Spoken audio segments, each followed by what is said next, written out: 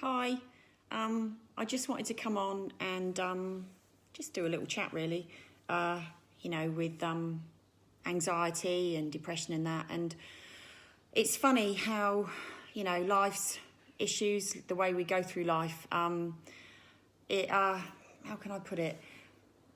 It colours our world. Oh, you've slid down, sorry. It colours our world. And, it's our surroundings that form us and make us the person that we are today. And they say the first 7 years of a child's life is the most important. And there's an old saying, it says, give me the child until he's 7 and I'll give you the man. Because the first 7 years are so important in our lives, and they form our world and they form our character, to the person that we are today. And it's funny when you look back and you look at situations in your life and you can look at patterns that, that you create, if you like. And I saw this lady a little while back, and she was very depressed, very anxious because she couldn't hold down a relationship. And she was in her 70s, she was in her 40s. And, she was, obviously very concerned, and she couldn't work out what was wrong, and she thought that there was something wrong with her.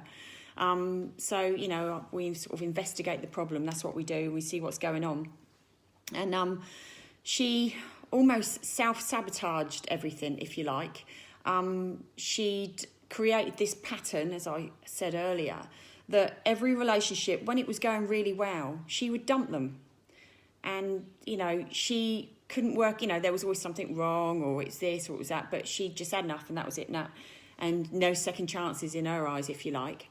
And so anyway, we sort of, started talking to see what was going on. And, she went back to her childhood, and she didn't have the greatest of childhoods with her mum. And she was the black sheep of the family. And it worked out that her mum told her at a young age that she wasn't the easiest of children, and I think she was a sickly baby and stuff. And her mum said that, when she was born, she was going to put Joy as her middle name. And she decided, or she told her, she said that because you were such a difficult, unlovable child, I took the Joy out. I never bothered to put it on your name, on your birth certificate, because you didn't make me very happy. And this poor woman, she'd grown up. She'd had over 40 years of this, feeling that she wasn't worthy and that she wasn't lovable. That was the crux of it. It just popped out. That she felt because her mum didn't feel that she was lovable, nobody else would.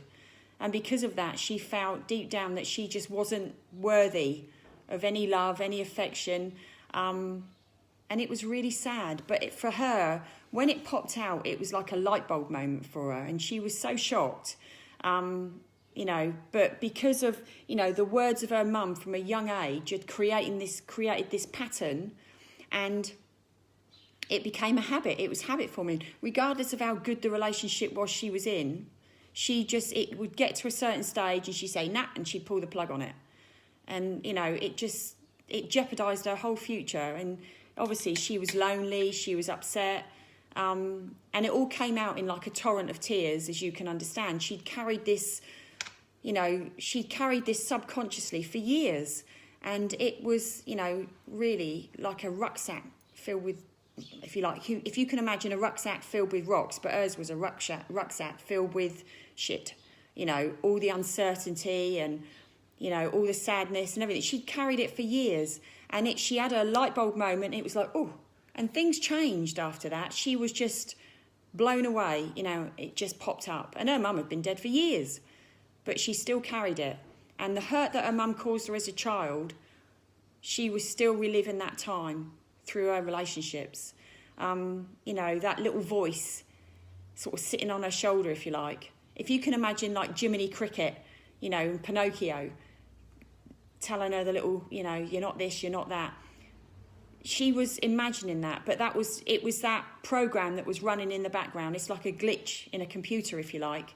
The only way I can describe it is when somebody comes to see me, they come in and they're not firing on all cylinders, if you like. It's like the computer is glitching. And then I come in with an antivirus. I come in with an antivirus, takes the firewall down, and then you can run freely. You're free to, to experience these good things and just move on with your life, really. If you're stuck and people find that they're stuck, that's what they do. They come to that crossroads, and it's almost a crossroads of reality. And it's like, oh, bugger, why does this keep happening? Why does that keep happening? And it can play in all areas of your life. And the first thing, I think, is, stop the self-sabotaging, because that's exactly what you're doing. You're stuffing it up yourself. Nobody else is doing it for you. And admitting that you've got a problem, admitting that there is a problem, and, look at your past experiences, if you like, and you'll see, just look back and you'll see that there is a pattern. A pattern creates. And, the first step is admitting that there is a problem. And the second is do something about it. You don't have to carry it. You don't have to carry that shit on your shoulder forever. You can sort things out. You can do something with it and get on with your life. Thanks a lot. Bye.